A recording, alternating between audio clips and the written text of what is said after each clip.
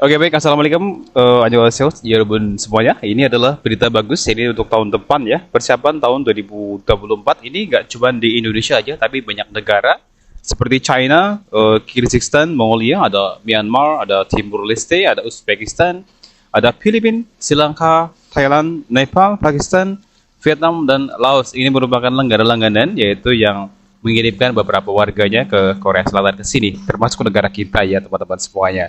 Nah, persiapan nanti di bulan 9, sekarang di bulan 9, 9, 10, 11, 12, 1, 2. Oke, biasanya sih kalau ujian itu dilaksanakan di awal atau di pertengahan tahun ya. Seperti halnya tahun ini maupun tahun-tahun sebelumnya. Di tahun depan itu informasi yang beda dari kemarin itu ada yang namanya ujian test skill. Jadi kalau kemarin kan ujian test skill nggak ada tuh. Nah, besok udah ada karena sekarang COVID-19 sudah bisa diatasi ya. Dulu ada pandemi COVID, makanya nggak ada tes skill. Besok ada tes skill untuk ujian tahun depan ya. Kemarin yang saya lihat di pengumuman WPB2MI, ujian tahun depan ada yang namanya skill test. Oke, kawan-kawan semuanya, ini sekarang di semua lembaga bahasa Korea, nggak cuma di Indonesia tapi di negara lain juga sama. Tadi saya cek-cek gitu ya di beberapa grup di negara-negara sebelah. Di Facebook ada banyak tuh di perkumpulannya, ada banyak banget ya mana persiapan di tahun depan. Mumpung masih ada waktu, sekarang merupakan peluang yang bagus ya. Di sini ini tentunya teman-teman sudah pernah tahu mengenai kasus yang bahwa sedang kekurangan pekerja iya, yang kedua penduduknya Korea sekarang sedikit ya kayak dulu.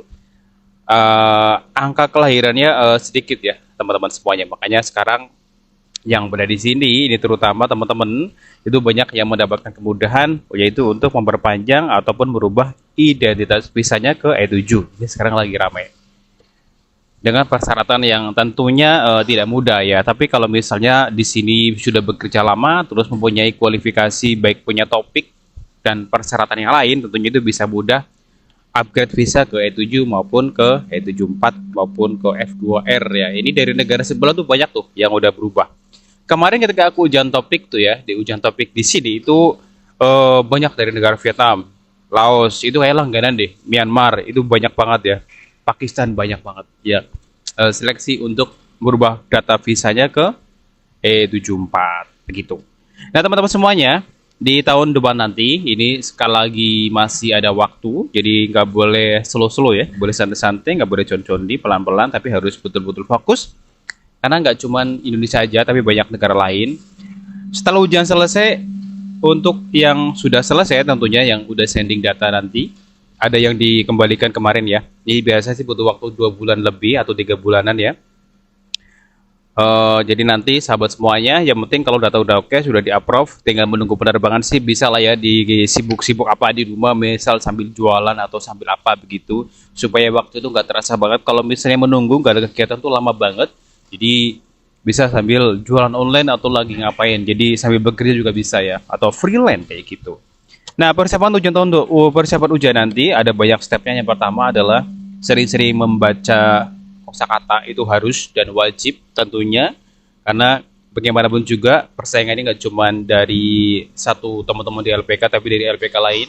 Kemarin ketika saya cuti itu sempat ngobrol dengan beberapa kawan-kawan yaitu pemilik LPK, apa sih persiapannya supaya bisa anak didiknya atau siswa-siswanya itu bisa lolos 99% ya. Kalau bisa 100% tuh lulus semua, yaitu mereka sama konsepnya, perbanyak kosakata dan sering-sering latihan soal. Tapi yang paling penting adalah memahami arah soalnya kayak gitu. Nah, semakin kosakata banyak ya 3.000 lah, 3.000 kosakata itu saya kira sudah enteng lah ya. Kalau bisa tuh lebih, karena bagaimanapun juga ketika persaingan ujian itu cukup fantastis ya. Kadang ada juga yang di kelas pinter, tapi ketika eksekusi ujiannya itu kadang berbanding terbalik. Ya ada beberapa faktor, misal grogi dan sebagainya. Jadi nanti kalau yang sudah di LPK atau yang sudah lama gitu ya, atau yang baru masuk, ini selagi masih ada kesempatan. Kemarin yang ujian gelombang 1, 2, 3 ini sudah berescending, dan alhamdulillah sebagian sudah dapat SLC. Tentunya ada beberapa warning, kalau sudah di sini jangan cepat-cepat pindah ya. Karena kalau pindah nanti takutnya dari sajangnya itu nanti nggak ngambil dari negara Indonesia lagi, tapi ngambil dari negara lain. Itu kemarin saya lihat video Pak Kepala Badan, Budi Ramdhani itu, janganlah zolim kepada teman-teman yang lain. Pokoknya kalau sudah di sini, Kerja yang rajin, bekerja yang lurus dengan nama baik bangsa.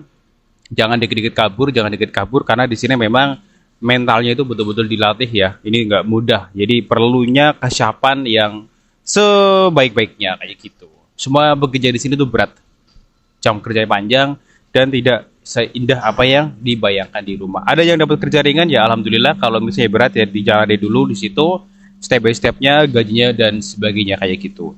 Nah teman-teman semuanya, berbanyak kosakata, yang penting satu, yang kedua adalah sering-sering latihan soal, yang ketiga jangan pernah menggunakan kalimat malas belajar, karena itu efeknya cukup cukup berat ya nanti, karena bagaimanapun juga setiap tahun itu pesertanya itu semakin naik, terus juga materi-materi yang akan dipelajari juga semakin bertambah. Kosakata kalau bisa di atas 3.000 lah, itu sudah merasa enteng. Ini saya ambil dari beberapa pengalaman teman-teman kemarin yang ngikutin di beberapa akun YouTube ini. Alhamdulillah banyak yang lulus. Bismillah ya, dengan izin Allah, dan tentunya juga dengan usaha yang luar biasa. Oke teman-teman semuanya, saya nggak bisa panjang biar video ini. Ada 16 atau 15 negara yang akan ikut di ujian topik tahun depan.